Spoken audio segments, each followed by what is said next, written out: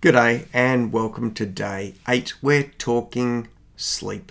Well, I bet you already know sleep is really important.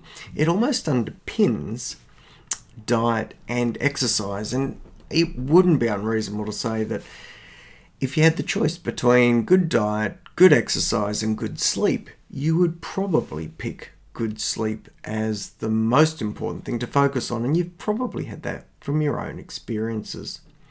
It's really interesting what happens while you sleep. It can affect, or lack of sleep, can affect the hormones within your body. It can alter things like leptin. Now that's one of the molecules produced within the body to let your body know you're full, that you no longer need to eat.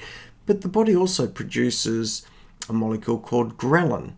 And ghrelin is a hormone, a molecule that tells you you're hungry. What does sleep do?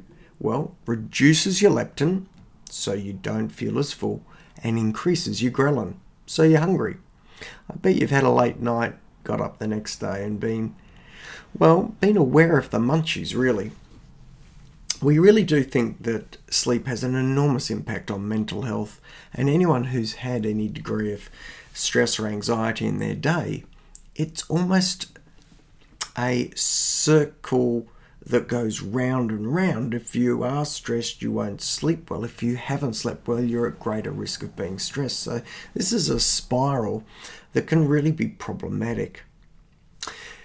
We know that during sleep, some really interesting stuff happens. There are proteins and waste products within the brain that float around in the fluid that surround the brain. That fluid that surrounds the brain is called cerebrospinal fluid.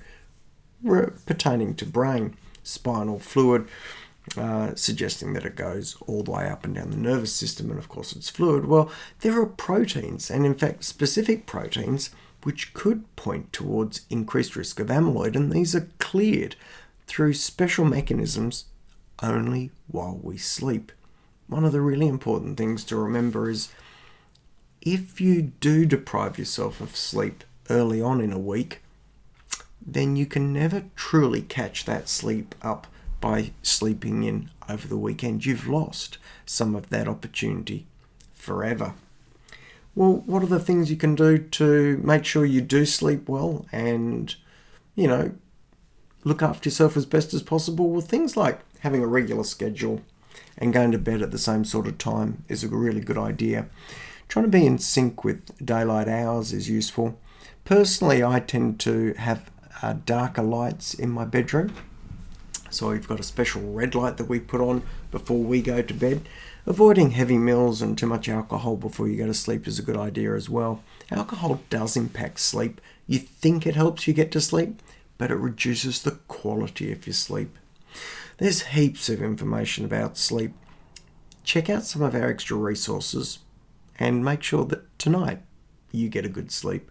For now, I'm going to wish you the very best. I really look forward to seeing you on day 9. Take care and bye for now.